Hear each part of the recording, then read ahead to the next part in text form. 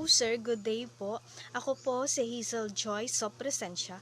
So yung gagawin ko po ngayon is magdi-discuss po ako about sa rules of softball, futsal, rule number 5 to rule number 8. So rule number 5, the game. So ang rule number 5 meron section 1 to section 8. So section 1, choice of the turn at bat. The choice of the first or last bath in the inning shall be decided by a toss of a coin unless otherwise stated in the rules of the organization under which the schedule of games is being played. So section 2, fitness of ground. The fitness of the ground for a game shall be decided solely by the plate umpire. So section 3, regulation game. A regulation game shall consist of 7 innings. Section 4, winner of game. The winner of the game shall be the team that scores more runs in a regulation game. The score of a called regulation game shall be the score at the end of the last complete inning unless the team second at bat has scored more runs than the first team at bat and the incomplete inning. In this case, the score shall be that of the incomplete inning. Section 5, run ahead rule. A run ahead rule shall be used all the tournaments and championships. Section 6, tiebreaker. Starting with the top of the 8th inning and each half inning thereafter, the offensive team shall begin its turn at the bat with the player who is scheduled to bat 9th, 10th, in SP 11th with an EP or 12th, and co-ed SP with EPs in the respective half inning being placed on second base. The player who is running can be substituted in accordance with the substitutions rule. Section 7, scoring of runs. 1 run shall be scored each time a runner legally touches first, second, third bases, and home plate before the third out of the inning. So section 8, charge conference, the last one. Offensive conference, there shall only be 1 charge offensive conference in an inning. A second charge conference shall result in the ejection of the manager or coach insisting of another charge conference. So, section 6 na rule number 6, pitching regulation, fast pitch only. Meron tayong section 1 to section 12.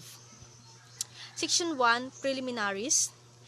Before commencing the delivery, the pitcher may not take the pitching position on or near the pitcher's plate without having the ball in his possession. Section 2, starting the pitch.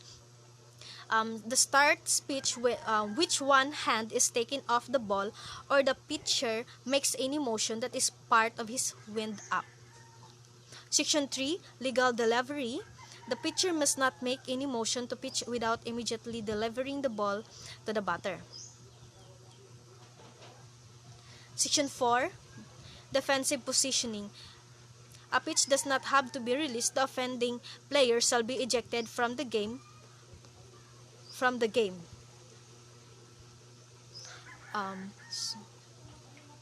Section 5, foreign substance.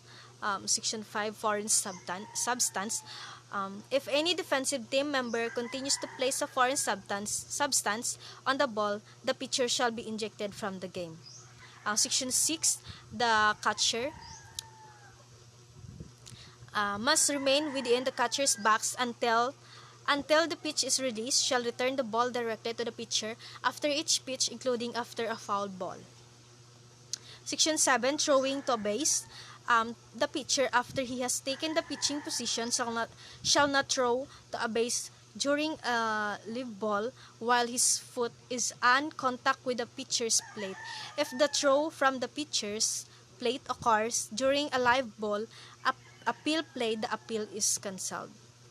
At the beginning of the first inning for both teams, or when a pitcher relieves another, not more than 1 minute may be used to deliver not more than 5 pitches to the catcher or another team member.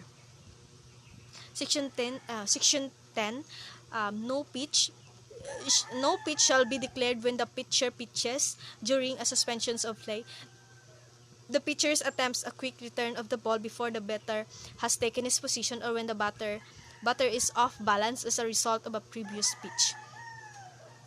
Section 11, drop ball. If the ball slips from the pitcher's hand during his delivery, a ball is declared on the batter and the ball will remain in play, and the runners may advance at their own risk. Section 12, the last one, illegal pitcher. If the illegal pitcher has returned and has thrown one pitch, either legal or illegal, he is ejected from the game. If he is discovered prior to the next pitch, the manager of the offensive team has the option of taking the result of the play or having the play notified, with runners returning to the last base held at the time of the play. Rule number 7, batting. Battings. Meron tayong section 1 to 6 lang. So, section 1, the on-deck batter at the start of the inning is the lead off batter who must remain in his on-deck circle until called to the batter's box. So, section 2, batting order. Section 2, batting order. The batting order of each team must be on the score sheet lineup card and must be delivered before the game by the manager or captain, the official scorer, and the plate umpire. He shall submit it to the inspection of the manager or captain or the opposing team. So, section 3, batting position.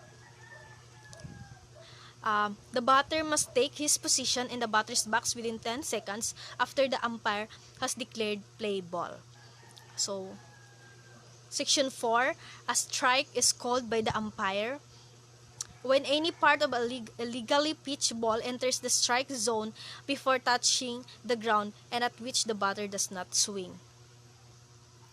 Section 5, a ball is called by the umpire.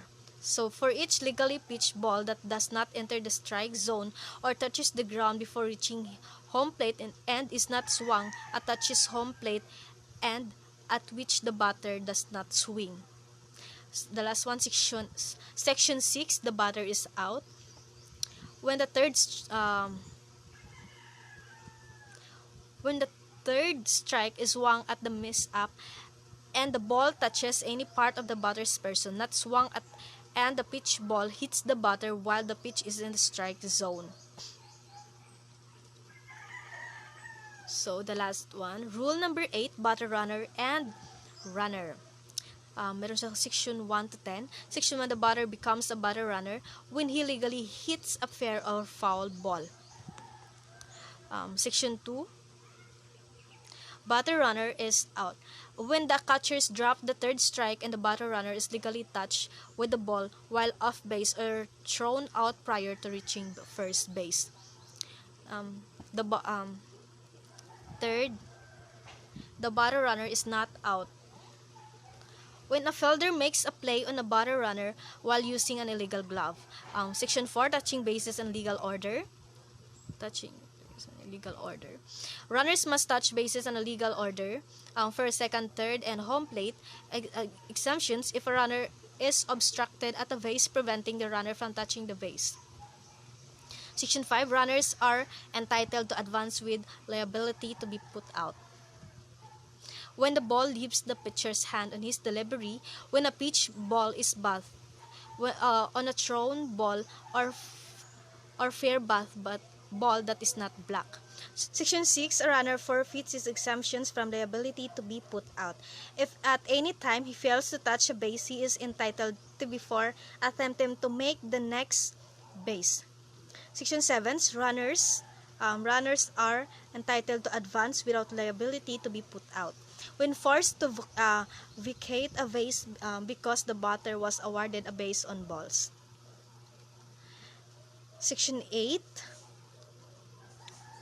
a runner must return to his base. A runner must return to his base but need not touch the intervening bases when a bath ball is declared foul, when the umpire declares the ball to have been illegally bathed when a batter runner is called out for interference when the on-deck batter or any other non-playing team member creates interference. Section 9, the runners is out. When while running to any base in regular or reverse order, he runs more than 0.91 meter or 3 feet from the base path to avoid being touched by the ball in the hands of a fielder. So the last one is Section 10, the runners is not out. When he runs behind or in front of the fielder and outside the base path in order to avoid interfering with the fielder attempting to field the bat ball in the base path. So, that's all. Thank you and God bless po, sir. Keep safe po.